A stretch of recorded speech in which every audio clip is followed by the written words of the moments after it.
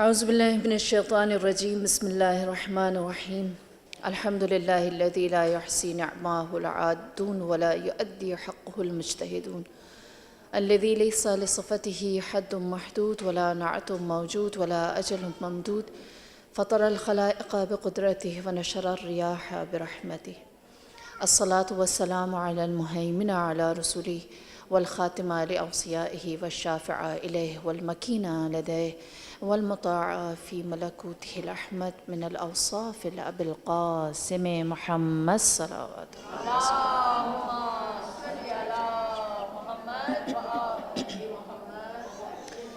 وعلى أهل بيته الطيبين الطاهرين المعصومين المظلومين، سيما بقية الله في أرض روحي وأرواحنا الفداء. أما بعد، فقد قال الله تبارك وتعالى في القرآن المجيد: بسم الله الرحمن الرحيم. إنا أرسلنا نوحا إلى قومه أن أنذر قومك من قبل أن يأتيكم عذاب أليم. صلوات الله. اللهم صل على محمد وآل محمد وعجل فرجه. انسان کے لیے جہاں راہ ہدایت اللہ نے واضح کی ہے، اس کے ساتھ ہی اللہ نے ضلالت کے راستے، گمراہی کو بھی انسان کے لیے واضح اور آشکار کیا ہے۔ ایسا نہیں کہ صرف ہمیں یہ معلوم ہو یا یہ بتایا گیا ہو کہ حق کیا ہے، یہ بھی بتایا گیا کہ باطل کس چیز کا نام ہے۔ اسی لیے جب امام جعفر صادق علیہ السلام سے اللہم صلی علی محمد وعلی محمد آپ سے سوال کیا گیا کہ علوم کو آپ نے کیسا دیکھا، علوم کیا ہیں، تو آپ نے فرمایا کہ وجدت علم الناس فی اربعہ، میں نے علوم انسانی کو 4 چیزوں کے اندر دیکھا ہے۔ اولھا ان تعرف ربک، پہلا علم یہ ہے کہ انسان اپنے رب کو جانتا ہو، اس سے آشنا ہو۔ والثانیہ ان تعرف من اراد منک ربک، اس بات سے آشنا ہو، اس بات کی معرفت رکھتا ہو کہ اللہ، اس کا معبود، اس سے کیا چاہتا ہے۔ والثالثہ ان تعرف فرائضک، تم اس بات سے آشنا ہو، اس بات کی شناخت رکھتے ہو کہ تمہارا وظیفہ کیا ہے۔ اور پھر اس کے بعد فرمایا والرابعہ ان تعرف ما یخرجک عن دینک، اس بات سے آشنا ہو کہ کون سی چیز تمہیں تمہارے دین سے نکال سکتی ہے۔ وجدت علم الناس فی اربعہ، 4 چیزوں کے اندر انسان کے تمام علوم کو چھٹے امام نے پایا۔ پہلی چیز کیا ہے؟ اللہ کی شناخت، رب شناسی، معبود کی معرفت، جو خالق ہے اس سے آشنا ہو۔ دوسری چیز، اللہ ہم سے کیا چاہتا ہے، ہمارے معبود نے ہمیں کیوں پیدا کیا ہے، اس نے ہمیں خلق کر کے ہم سے کیا لینا چاہا، اس کا ہمارے لیے ارادہ کیا ہے۔ تیسری چیز فرمایا کہ وہ وظیفہ شناسی ہے، فرائض شناسی ہے، انسان کو پتہ ہو کہ اس کا فریضہ کیا ہے، اللہ جو چاہتا ہے اس کے بدلے میں مجھے کیا کرنا چاہیے ہے۔ اور پھر چوتھی چیز فرمایا کہ اس بات سے آشنا ہو کہ کون سی چیز اسے حق سے نکال سکتی ہے، دین سے باہر کر سکتی ہے، دین سے خارج کر سکتی ہے۔ لہٰذا جہاں دین میں داخل ہونے کا نام ہمیں پتہ ہے لا الہ الا اللہ ہے، تو یہ بھی پتہ ہو کہ وہ کون سی چیز ہے جو ہمیں دین سے خارج کر سکتی ہے، کیونکہ ہمارا دین ہی ایسا ہے۔ ہمیں صرف بسم اللہ تو نہیں سکھائی گئی، ہمیں کیا کہا ہے؟ بسم اللہ، اللہ کا تو نام لینا ہے، اس کے ساتھ دوسری کیا چیز کرنی ہے؟ اعوذ باللہ، شیطان کو بھی باہر نکالنا ہے، شیطان سے بھی پناہ مانگنی ہے۔ خیر کی جانب تو جانا ہی ہے، لیکن شر سے بھی اپنے آپ کو محفوظ رکھنا ہے۔ اگر کہا گیا ہے تولا کرو، اللہ سے اور اللہ کے جو برگزیدگان ہیں ان سے محبت کرو، تو یہ بھی کہا گیا ہے کہ تبرع کرو، جو اللہ سے کے دشمن ہیں ان سے بیزاری کرو اور کہو ہم ان میں سے نہیں ہیں۔ اگر پروردگار عالم نے ہمیں امر بالمعروف کہا ہے تو نہی عن المنکر بھی سکھایا ہے، کہ صرف نیکی کی جانب نہیں بلانا، بلکہ انسان کو اللہ نے کہا ہے کہ شر سے بھی یا برائی سے بھی اپنے آپ کو روکنا ہے۔ تو یہ ساری چیزیں کیا ہیں؟ یہ ساری چیزیں ہیں جو ہمیں بتاتی ہیں صرف حق کی جانب جانا نہیں ہوتا، بلکہ حق کے اندر اپنے آپ کو محفوظ بھی رکھنا ہوتا ہے اور ان چیزوں سے خود کو بچانا ہے۔ اور آپ جانتے ہیں آج ہمارے درمیان جو 73 فرقے ہیں، آپ سب کو اس بات کا بہت اچھی طرح سے علم ہے کہ بہت سارے مسالک، بہت سارے مذاہب مسلمانوں کے اندر آ چکے ہیں۔ آج اگر آپ سے کوئی کہے آپ مسلمان ہیں تو دوسرا سوال یہی ہوتا ہے کہ کون سے مسلمان، کیسے مسلمان؟ مسلمانوں کی بھی تو اتنی ساری مختلف اقسام، انواع، سیکٹس اور بہت ساری چیزیں بن گئی۔ یہ کیسے بنی؟ کیا ہوا کہ لوگ حق سے نکل گئے، حق سے خارج ہو گئے اور مسلمانوں کو پتہ بھی نہیں چلا، مسلمانوں کو اس بات کا علم بھی نہیں ہوا کہ ہماری اتنی ساری تقسیم ہو گئی ہے، ہم اتنے سارے حصوں میں بٹ گئے ہیں۔ اگر ہم صرف اتنا جاننا چاہیں کہ جو اصول ہے، جو بالکل فنڈامنٹل چیزیں ہیں، ان سے ہمیں کیسے نکالا گیا، تو ہم جانتے ہیں کہ مابعد رحلت رسول جو خلافت تھی، جو اسلام کی سپریم پاور تھی،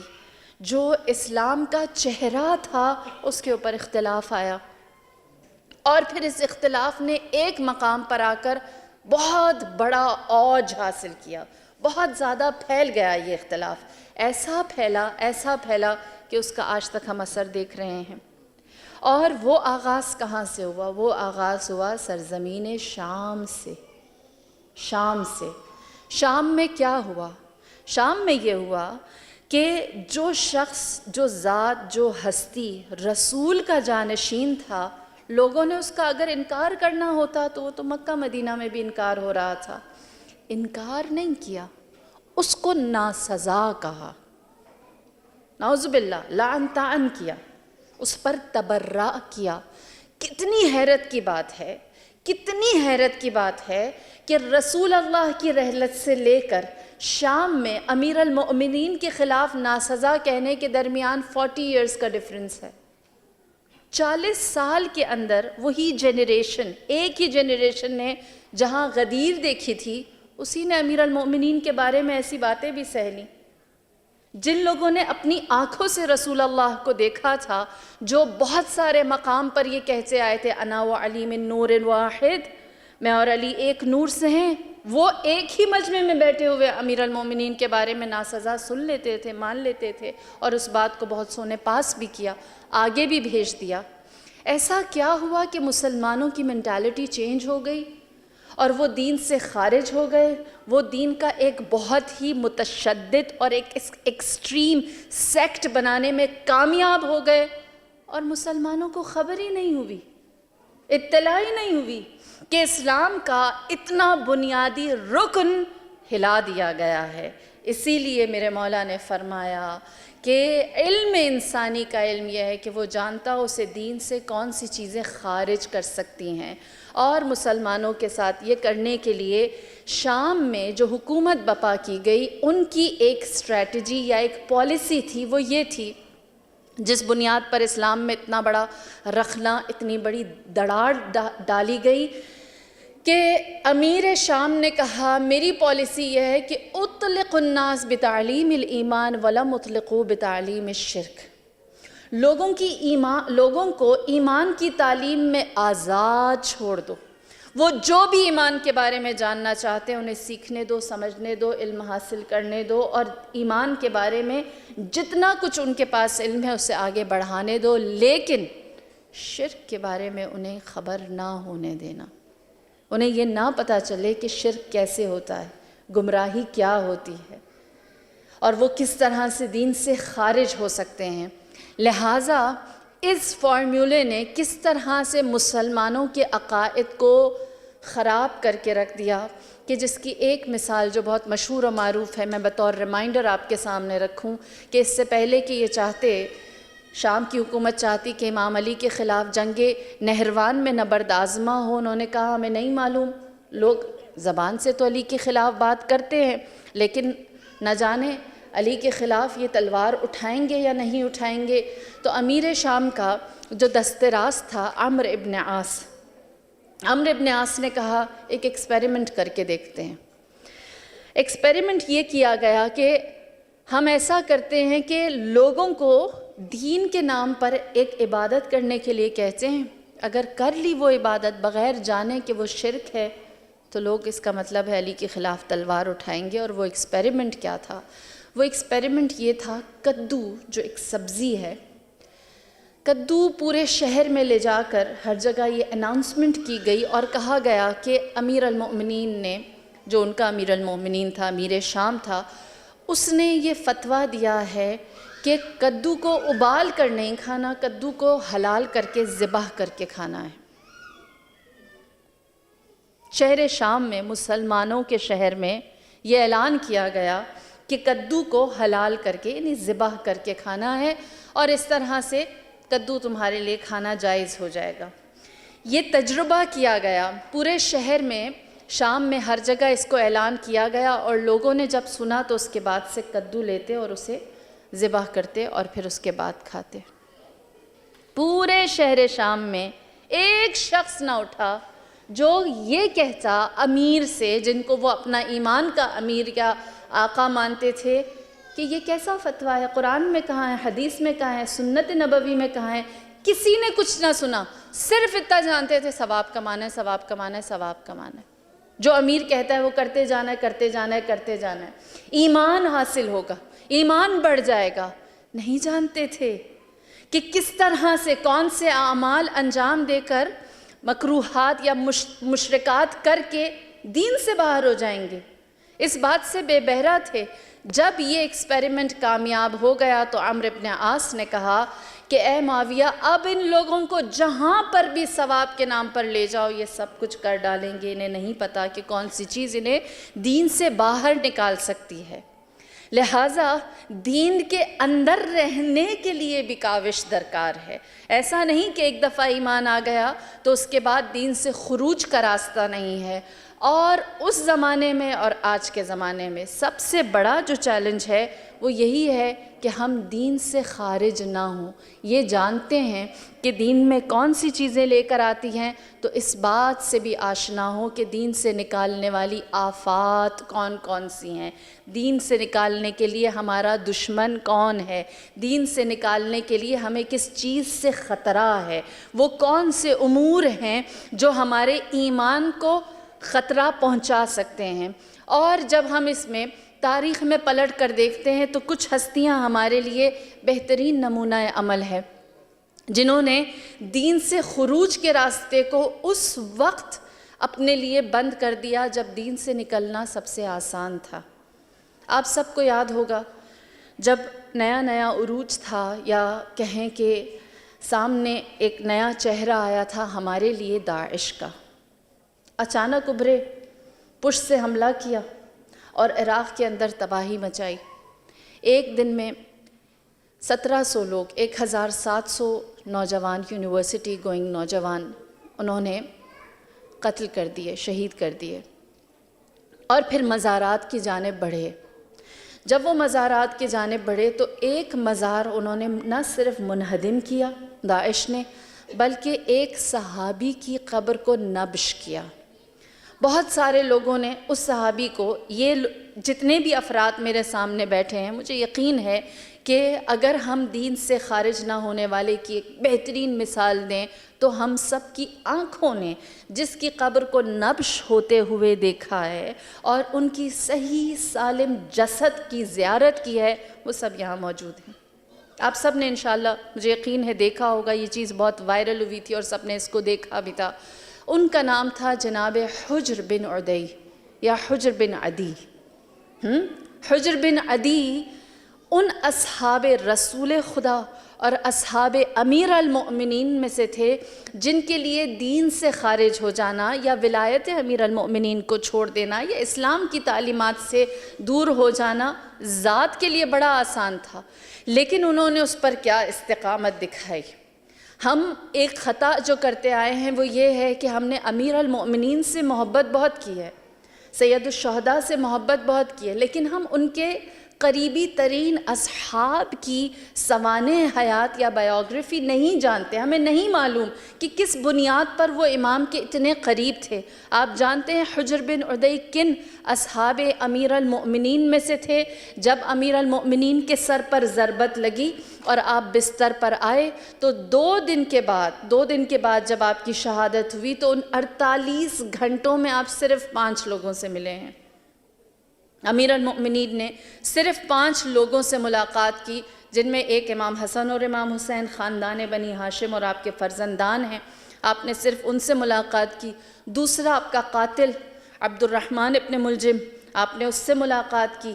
تیسرے اسبغ بن نباتہ جو صحابی رسول بھی ہیں اور صحابی امیر المؤمنین بھی ہیں، یہ نام یاد رکھیں اور ضرور ان کی بایوگرافی پڑھیں۔ کیا وجہ ہے کہ امام نے اس وقت بھی اسبغ بن نباتہ کو شرف زیارت بخشا ہے۔ تیسرا نام عمر بن حبیب ہے جن کو آپ نے اپنا شرف زیارت بخشا، اور اس کے بعد جو 5واں نام ہے وہ جناب حجر بن عدی کا ہے، جو اس بستر شہادت پر امیر المؤمنین کے پاس آئے اور امام نے حجر سے جو کلام کیا وہ میں بیان کرتی ہوں۔ حجر آئے، آپ کے قدموں پر بیٹھ گئے اور امام سے کہنے لگے کہ اے مولا، میرے لیے بڑا مشکل ہے کہ میں اپنی آنکھوں کو یہ سمجھاؤں کہ اس کے بعد سے میں آپ کے چہرے کو نہیں دیکھ سکوں گا۔ جب اپنی محبت کا، ولایت کا اظہار جناب حجر بن عدی نے کیا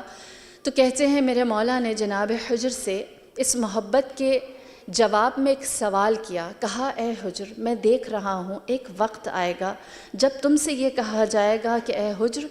میری محبت سے اپنا ہاتھ اٹھا لے، علی کی محبت سے ہاتھ اٹھا لے اور علی سے براءت کر، بیزاری کا اعلان کر، کیا تو ایسا کرے گا؟ تو جناب حجر نے اس وقت جواب دیا اور کہا کہ اے امیر المومنین، خواہ مجھے قطعہ کیوں نہ کر دیا جائے، ٹکڑے ٹکڑے کیوں نہ کر دیا جائے، آپ کی محبت سے کبھی بھی دور نہیں ہوں گا، بیزاری نہیں کروں گا، ہمیشہ آپ کا موالی، آپ کا عاشق رہوں گا۔ یہ بستر شہادت پر امیر المؤمنین نے جناب حجر کو اطلاع دے رکھی تھی، اور جناب حجر نے اس وعدے کو کیسے وفا کیا، اس وعدے کو کس طرح ثابت کر کے دکھایا۔ ہم دیکھتے ہیں جناب حجر کی اپنی ذات کیسی تھی، جو امیر المؤمنین کی محبت میں بہترین خطیب سخن گو تھے، اور ان کے کلام کی تاثیر یہ تھی کہ جب وہ کسی سے کلام کرتے، خطبہ ارشاد فرماتے تو لوگ ان کی باتوں سے متاثر ہوتے اور ان کی تبلیغات ہمیشہ اہل بیت کے حق میں رہتی، فضائل علی کو بیان کرتے۔ لیکن اسی کا ایک بہت بڑا حصہ براءت تھا جو شام کی حکمران سے تھا۔ جب امیر المؤمنین کو یہ پتہ چلا کہ جناب حجر اور ایک اور صحابی امیر المؤمنین ہیں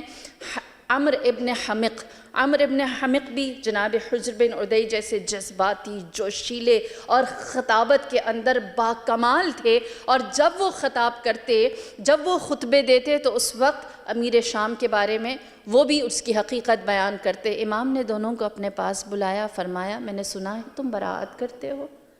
میں نے سنا ہے تم ممبر پر بیٹھ کر دوسروں کو بے نقاب کرتے ہو۔ انہوں نے کہا ایسا ہی ہے۔ آپ نے فرمایا ایسا نہ کرو۔ حیران ہوئے، کہنے لگے کہ اے میرے مولا یا امیر المؤمنین، کیا ہم حق پر اور وہ باطل پر نہیں ہیں؟ تو امام نے کیا جواب دیا، دیکھیے،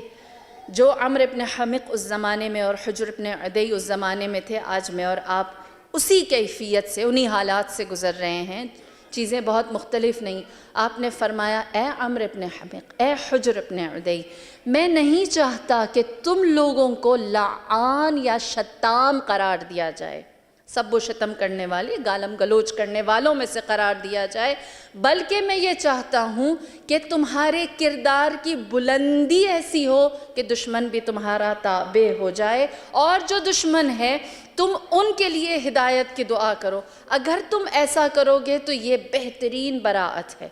اس سے بہتر براءت نہیں ہو سکتی۔ اور آپ جانتے ہیں امیر المؤمنین نے خود بھی ایسی براءت کی ہے، امیر المؤمنین نے خود بھی اس عمل کو کر کے دکھایا ہے۔ آپ سب کے سامنے مشہور قول موجود ہے کہ خلیفہ دوم نے خود کہا لولا علی لہلک العمر، اگر علی نہ ہوتے تو میں ہلاک ہو جاتا، میں حکومت ہی نہ کر سکتا، میرے پاس آج یہ خلافت باقی نہ ہوتی، میری کوئی عزت نہ ہوتی معاشرے میں۔ یہاں تک کہ امام کا یہی دستور خلیفہ سوم کے ساتھ رہا، اور پھر بارہا ایسے بھی مقام آئے جہاں پر معاویہ ابن ابی سفیان نے امام علی سے مدد چاہی اور امام نے اس کی مدد کی۔ یہ مدد علمی تھی، وہ الگ بحث ہے، انشاءاللہ کبھی وقت آئے گا تو بیان کروں گی، لیکن جب بھی اس نے امام سے سوال کیا، امام نے جواب دیا۔ جناب سلمان فارسی امام کی اس حکمت سے حیران ہوئے اور انہوں نے سوال کیا اور کہا کہ اے میرے مولا، یہ لوگ آپ کے پاس آتے ہیں، آپ سے سوال کرتے ہیں اور آپ انہیں جواب دے دیتے ہیں اور وہ طاقتور ہو جاتے ہیں، آپ ان کو کیوں اس طرح سے ان کے لیے سامان فراہم کرتے ہیں کہ یہ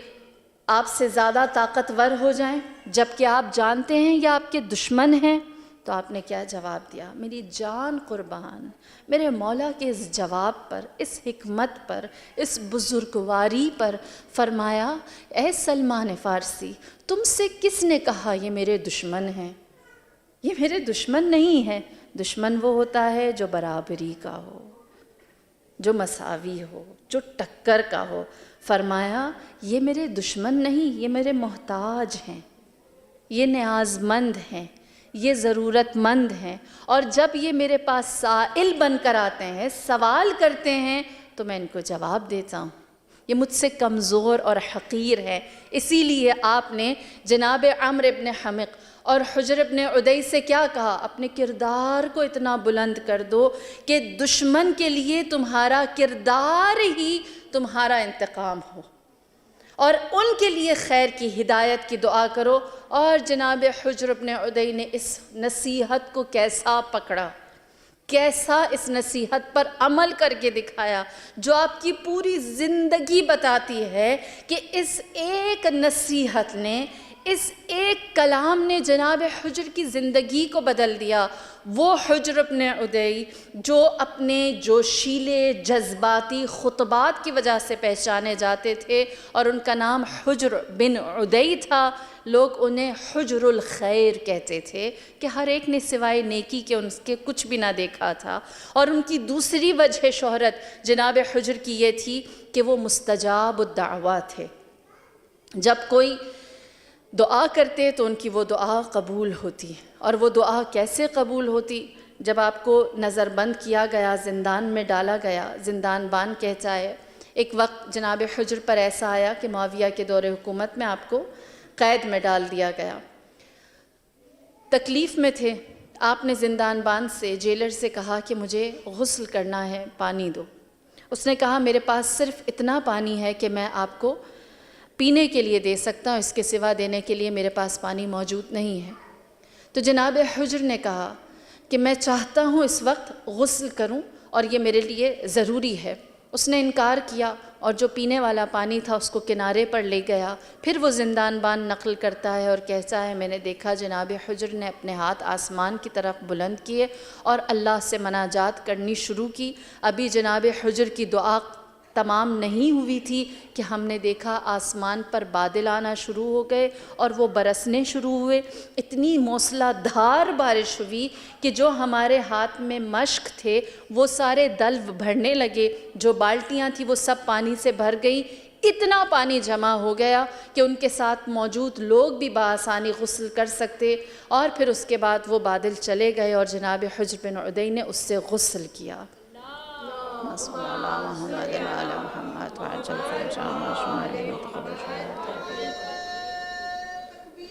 اللہ اکبر، یا رسول اللہ،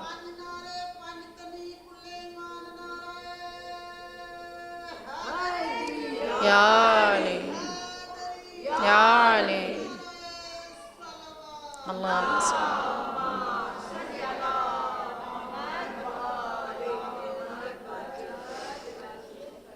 بس جب ان کے ساتھ جو قیدی تھے انہوں نے کہا کہ اے حجر آپ مستجاب الدعوہ ہیں، جو دعا کرتے ہیں اللہ اسے قبول کرتا ہے، ہمارے لیے بھی دعا کیجئے۔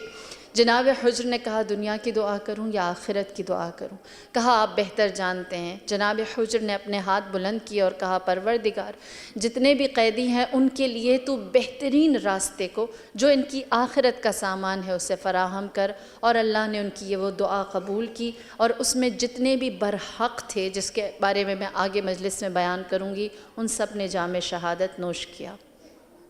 ان کی آخرت کی، ان کی عاقبت کی، ان کی کامیابی کی، ان کے خاتمہ بالخیر کی اس دعا نے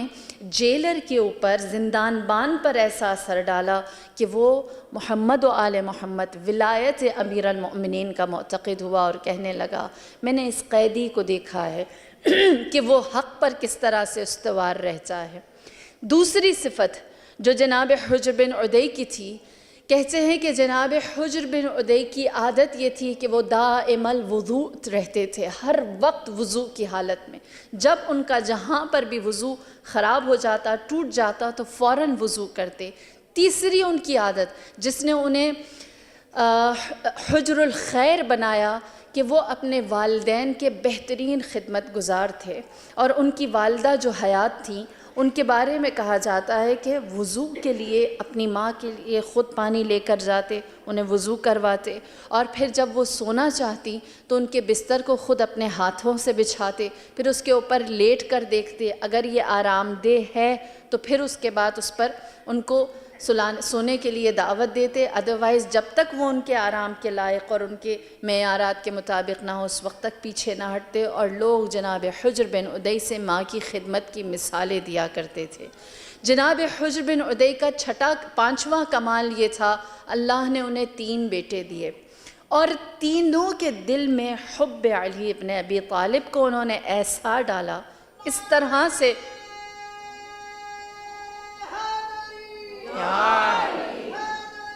یا علی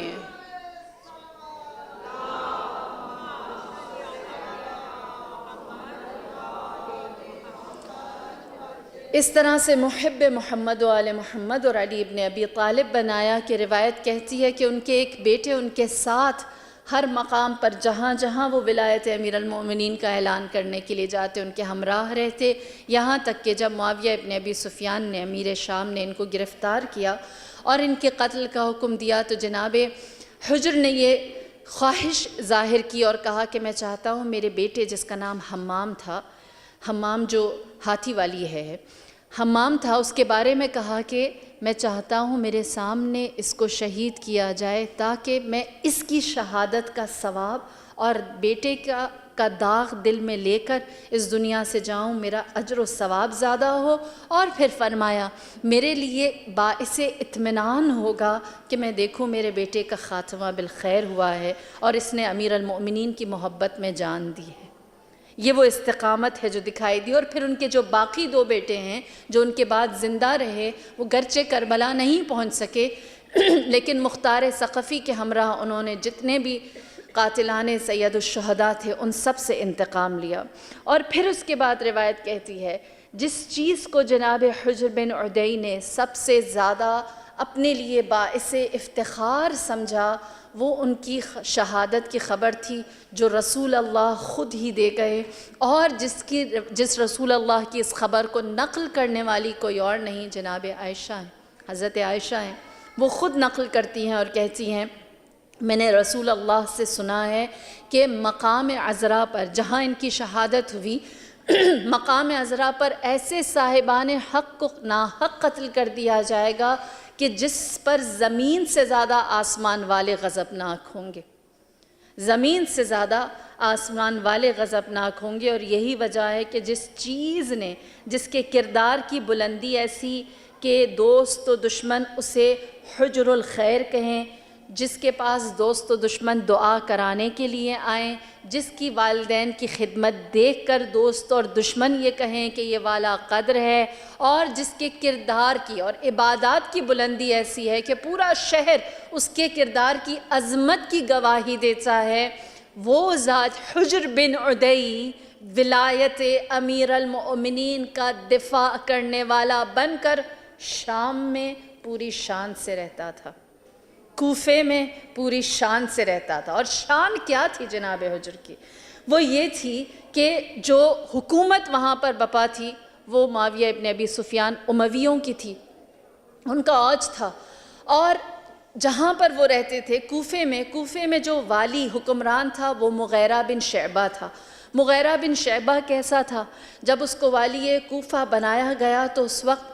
اس کو خط لکھا معاویہ ابن ابی سفیان نے، اور اس خط میں اس نے لکھا تمہیں مجھے زیادہ تلقین کرنے کی ضرورت نہیں، تم میری رگ و پے سے واقف ہو، تم جانتے ہو کہ ہماری حکومت کی کیا پالیسیز ہیں، ہم کن چیزوں کو اجرا کرنا چاہتے ہیں، تمہیں اس بات کا اچھی طرح پتہ ہے کہ ہماری نظر میں عثمان ابن عفان مظلوم ہے، ان کے قاتل علی ہیں، اور اس زمانے کا جو خلیفہ اور امیر المؤمنین ہے وہ معاویہ ابن ابی سفیان ہے، اور جس کی نفرت دلوں میں ڈالنے کی ضرورت ہے وہ علی ہے۔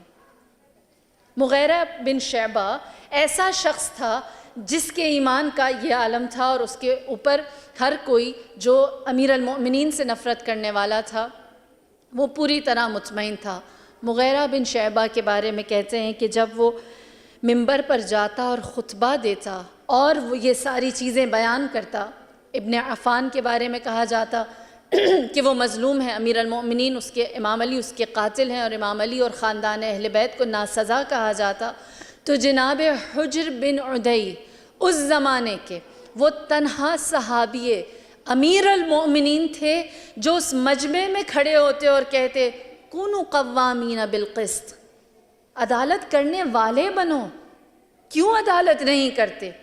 جو سچ ہے اس کو جھوٹ اور جھوٹ ہے اس کو سچ بنا کر بولتے ہو۔ ایک جگہ روایت یہ بھی کہتی ہے کہ جب مغیرہ خطبہ دے رہا تھا تو جناب حجر نے کنکریاں اٹھائیں اور اس کو ماری اور کہیں غلط بات کرتے ہو، میں اس کو سن نہیں سکتا، میں اس کو تحمل نہیں کر سکتا، تم نے عدالت نہیں کی، تم نے سچ کو چھپایا ہے اور جھوٹ کو ظاہر کیا ہے۔ روایت کہتی ہے جب مغیرہ جو حاکم ہے، سلطان ہے، طاقتور ہے، حکمران ہے، اس کے ساتھ جناب حجر نے بھرے مجمع میں اس طرح کیا تو لوگ مغیرہ کے پاس گئے اور کہنے لگے مار کیوں نہیں دیتے جناب حجر کے، قتل کا فتویٰ دے دو، انہیں مار دو، انہوں نے بغاوت کی ہے، تمہاری اہانت کی ہے۔ تو دیکھیے امیر المؤمنین کی وہ وصیت۔ حجر ابن عدی کے بارے میں مغیرہ بن شعبہ نے اتنی ذلت اٹھانے کے بعد کیا کہا؟ میں نہیں چاہتا کہ اللہ کے خاص بندوں کا خون اپنی گردن پر لوں، وہ جو مارے جائیں گے یعنی جناب حجر، وہ تو راہ آخرت کو لے لیں گے، وہ تو کامیاب ہو جائیں گے اور میرے لیے شقاوت رہ جائے گی، اور جو طاقتور ہوگا وہ امیر شام ہوگا، اور جس کے ہاتھ میں نہ دنیا آئے گی نہ آخرت، وہ میں مغیرہ بن جاؤں گا۔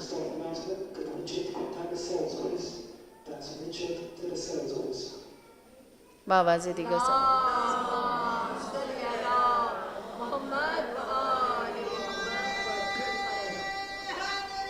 یا علی یا علی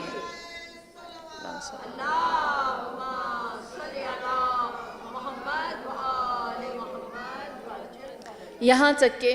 جب مغیرہ نے کچھ اپنے اموال کو شام کی جانب بھیجنا چاہا تو جناب حجر وہ تنہا ذات تھی جنہوں نے مغیرہ کا، حاکم وقت کا، سلطان کا مال روکا، جو اونٹ تھی اس کی مہار کو تھاما اور کہنے لگے جب تک کوفے کے حقداروں کو ان کا حق نہیں مل جاتا میں تمہیں اجازت نہیں دوں گا کوفے کا مال کوفے سے باہر کسی اور کے پاس جائے۔ اور مغیرہ میں اتنی ہمت نہ تھی، طاقت ہونے کے باوجود، اتھارٹی ہونے کے باوجود کہ وہ ان کے خلاف کوئی اقدام کرے، یہاں تک کہ اسے معزول کر دیا گیا، اور یہ علی کا دفاع کرنے والا، علی کا شیر، حق کو بیان کرتا رہا۔ اور پھر زیاد بن سمیہ کو حکمران کوفہ بنا کر بھیجا گیا۔ زیاد بن سمیہ آپ سب جانتے ہیں، عرب کا دستور یہ ہے کہ جب ان کی کنیت یا ان کے ساتھ ان کے ماں باپ کا نام حسب نسب لگتا ہے تو جس طرح علی ابن ابی طالب ہے، علی کی شناخت اگر کرنی ہے کون سا علی تو ابو طالب کا بیٹا، باپ کا نام ہمیشہ لگتا ہے۔ عرب کا دستور یہ ہے کہ جن لوگوں کا حسب نسب اچھا نہیں ہوتا، پاک نہیں ہوتا، حلال نہیں ہوتا، ان کا نسب ان کی ماؤں سے ذکر کرتے تھے، کیونکہ ان کے باپ کے بارے میں کسی کو خبر نہ ہوتی تھی یا اس میں اختلاف پایا جاتا تھا کہ اس کا حقیقی باپ کون ہے، اور انہی بدبختوں میں سے ایک زیاد بن سمیہ تھا، جس کے بارے میں یہ سب کو معلوم تھا، علم تھا کہ زیاد کی ماں کے بارے میں یا باپ کے بارے میں شک ہے کہ اس کا حقیقی باپ کون ہے، لہٰذا وہ نسل پاک میں نہیں تھا۔ ایسے شخص کو کوفے کا حاکم بنا کر بھیجا گیا، جو خود ایک میسج تھا کہ کوفے میں اب کس طرح کی حکومت ہوگی۔ اور زیاد نے آتے ہی سب سے پہلے جو کام کیا، اس نے اپنے پہلے خطبے میں یہ کہا، جس کا لب لباب یہ ہے کہ میں پہلی بات جو کروں گا وہ آخری بات ہوگی، اور اگر کسی نے میری پہلی بات کو نہ سنا تو میں اس کی دعا کو قبول کر لوں گا جو یقیناً شہادت کی ہوگی، یعنی میری بات سنو ادروائز مارے جاؤ گے۔ اور اس کے بعد اس نے جناب حجر بن عدی کو اپنے پاس بلایا اور کہا اپنی زبان کا رخ ہماری جانب کر دو، یعنی علی کی فضیلت کو اور ان کی عظمت کو بیان نہ کرو۔ جناب حجر نے جب یہ سنا تو فرمایا ایسا ہرگز نہیں ہوگا۔ وہ اپنے گھر میں جا کر بیٹھ گئے۔ جناب حجر انکار کر کے کہتے ہیں کہ اس نے ابن زیاد نے اپنی جانب سے ایک لشکر بنایا اور ان کی گرفتاری کے لیے بھیجا کہ اس نے بغاوت کی ہے، جو ہماری ایک حکومتی پالیسی یا حکومتی ریٹ ہے اس کو چیلنج کیا اور کہا ہے کہ یہ علی کے خلاف ناسزا نہیں کہے گا اور یہ ہمارا ایک بنیادی حق ہے۔ جب اس نے لشکر بنا کر بھیجا جو ان کو لائے، تو دیکھیے کردار کی عظمت یہ ہے کہ جناب حجر بن عدی کے دفاع میں کوفے والے کھڑے ہو گئے اور کہنے لگا اس شیخ کبیر کو جو اتنا پاک اور عظمت والا عبادت گزار دائم الوضو ہے، ہم اس کو تم جیسے قشی القلب کے حوالے نہیں کر سکتے، شقی القلب کے حوالے نہیں کر سکتے۔ لہٰذا جناب حجر کو وہاں سے بھیج دیا گیا اور جناب حجر ایک اور مقام پر رہے، اور پھر اس کے بعد ابن زیاد کو کیا کرنا پڑا، اس نے جو اکابرین تھے اس جگہ کے 11 اکابرین کی جانب سے ایک خط لکھا امیر شام کو اور کہا کہ یہاں موجود جتنے بھی اکابرین ہیں یہ ان سب کی طرف سے خط ہے، ان سب کی گواہی ہے کہ حجر بن عدی کی وجہ سے کوفے کے امن کو خطرہ ہے، اور ہم چاہتے ہیں کہ آپ اس کو اپنے پاس بلا لیں اور ان کو جان سے مار دیں۔ اس نے اپنا مقصد پورا کرنے کے لیے یہ خط بھیجا۔ جب یہ خط معاویہ ابن ابی سفیان کے پاس آیا تو اس نے گرفتاری کا پیغام دیا۔ جناب حجر اور ان کے ساتھ 7 افراد کو لے کر عذرا کے مقام پر انہیں پہنچایا گیا، اور جناب حجر سے آخری پیغام معاویہ کا یہ دیا اور کہا کہ اے حجر اگر چاہو تو ابھی بھی علی سے ہاتھ اٹھا لو، اور اگر علی سے ہاتھ نہ اٹھایا تو ہم بہت جلد تمہارے لیے کفن مہیا کریں گے۔ اور پھر تاریخ نے کہا کہ اس وقت جناب حجر اور ان کے ساتھیوں کے سامنے کفن لایا گیا، تلواریں سونتی گئیں اور کہا گیا فیصلے کا وقت آ گیا ہے۔ جناب حجر نے فرمایا، میں نے جس طرح بھی آپ کے سامنے ذکر کیا، آپ نے فرمایا اگر یہ فیصلہ ہو ہی گیا ہے تو تم ایک دفعہ اپنے عمل کے اوپر نظر کرو، دیکھو تم ہمیں مار ایسے رہے ہو جیسے ہم کافر ہیں، اپنی تلواریں جیسے سونتی ہوئی ہیں، اور ہمیں دفنا کفن میں ایسے رہے ہو جیسے ہم مسلمان ہیں، کہ تمہارا اپنا ہی عمل بتاتا ہے کہ تم جو کام کر رہے ہو یہ ناحق ہے، اس کے اندر 2 ڈیفرنٹ چیزیں پائی جاتی ہیں۔ لہٰذا جب یہ کہا تو معاویہ سے یہ کہا گیا کہ یہ شخص اپنی زبان درازی سے باز نہیں آتا، ہمیں کوئی فیصلہ کرنا ہوگا۔ جب فیصلہ کیا گیا جناب حجر سے کہا گیا کہ آپ کو قتل کرنے کا وقت آیا ہے۔ جناب حجر نے اتنا کہا مجھے 2 رکعت نماز پڑھنے دو، دوسری میری خواہش یہ ہے کہ جس طرح مجھے زنجیروں میں جکڑا ہوا ہے، جس طرح مجھے قیدی بنایا گیا ہے، مجھے ایسا ہی دفنا دیا جائے۔ کہا کیوں ایسا چاہتے ہو؟ تو جناب حجر نے جواب دیا اور کہا میں چاہتا ہوں کہ محشر کے میدان میں جب میں اٹھوں اور اپنے آقا سے ملاقات کروں تو ان سے کہوں کہ بستر شہادت پر جو آپ سے وعدہ کیا تھا وہ آپ کے غلام نے پورا کر دیا، اس کو وفا کیا، اور آپ کی محبت سے ہاتھ نہیں اٹھایا، جیسا قیدی بنا کر مجھے قتل کیا گیا تھا اسی طرح میں آپ سے آج ملاقات کر رہا ہوں۔ لہٰذا جناب حجر بن عدی کو عذرا کے مقام پر شہید کر دیا گیا۔ آپ کو یہ سن کر ایک محب علی کے مقام کا اندازہ ہوگا کہ وہ جس کی پوری زندگی اور جس کی شہادت کی وجہ علی سے محبت تھی، اس کے بارے میں معاویہ ابن ابی سفیان کو یہ کہہ کے حضرت عائشہ نے ملنے سے منع کر دیا کہ حجر بن عدی کا تو قاتل ہے، جس کے بارے میں گواہی دیتی ہوں کہ وہ نیک اور باخصلت انسان تھا۔ یہ کردار کی بلندی ہے، یہ اصحاب امیر المؤمنین ہیں جو اپنی عظمت کو، جو اپنی رفعت کو اس طرح سے لوگوں پر ثابت کر دیتے ہیں کہ کوئی فرد، کوئی شخص، کوئی انسان ایسا نہیں جو ان کی اس عظمت سے انکاری ہو۔ تاریخ گواہ ہے کہ ایسی جانیں دے کر، ایسے گوہر زمین میں دبا کر میرے اور آپ تک اسلام پہنچا ہے، اور دین سے خروج کے راستے کو بہت سو نے اپنا خون بہا کر ہمارے لیے مہیا کیا ہے۔ اگر یہ بات صرف اصحاب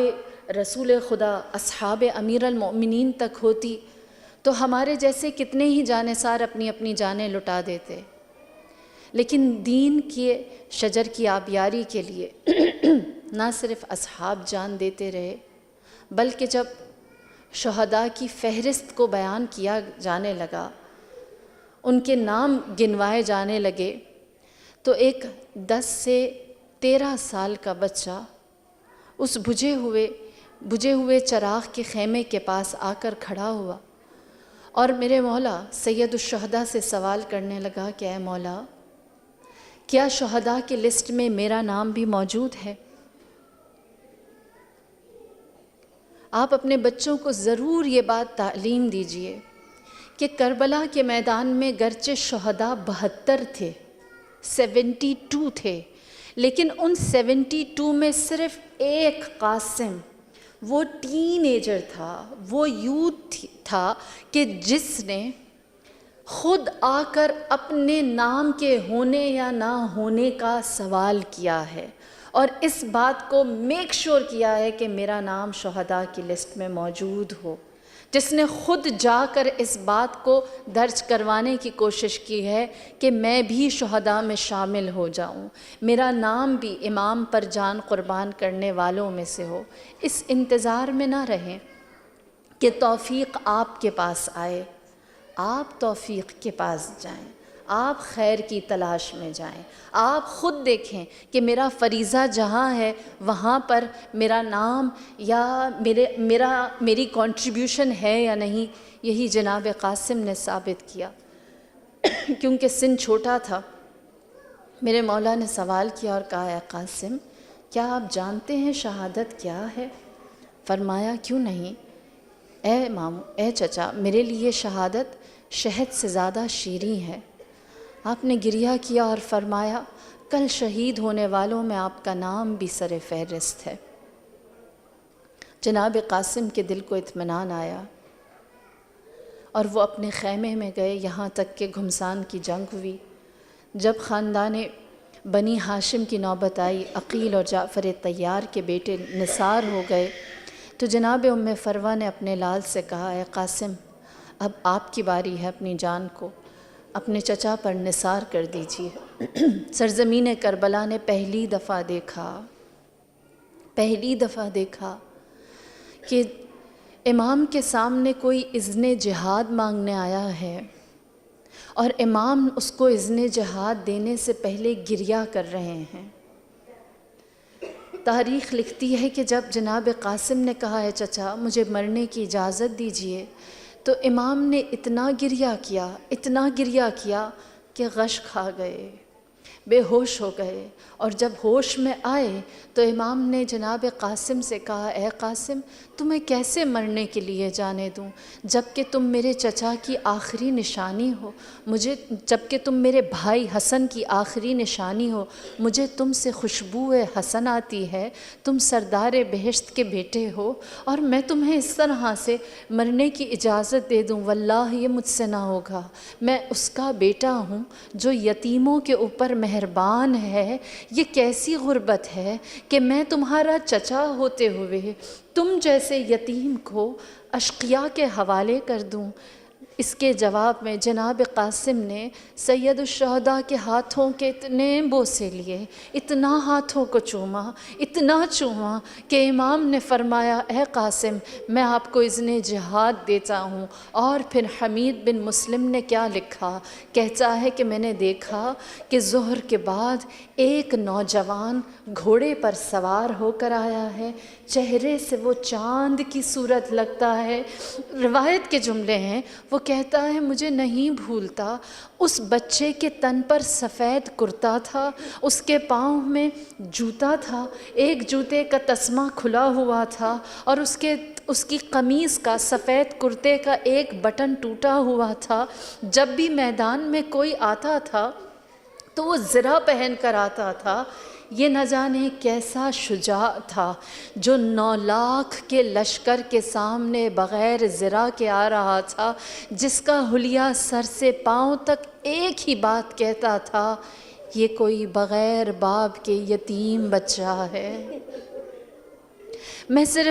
میں صرف اتنا حمید بن مسلم اس راوی سے کہوں گی جس نے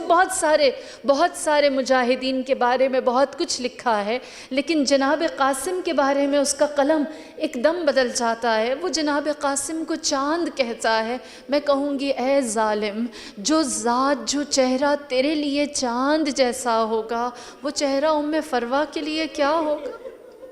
وہ چہرہ فاطمہ الزہرا کے لیے کیا ہوگا؟ وہ زینب کبریٰ ام کلثوم کے لیے کیسا ہوگا؟ جو دیکھنے میں تجھے یتیم لگتا تھا، کس دل سے تم نے اس پر وار کیا؟ جس کے تن پر زرہ نہیں تھی، جب زرہ نہ ہو تو اس پر حملہ نہیں کرتے، یہ دستور جنگ نہیں ہے۔ نہ جانے کس طرح اس چاند جیسے چہرے والے یتیم پر انہوں نے حملہ کیا، یہاں تک کہ جناب قاسم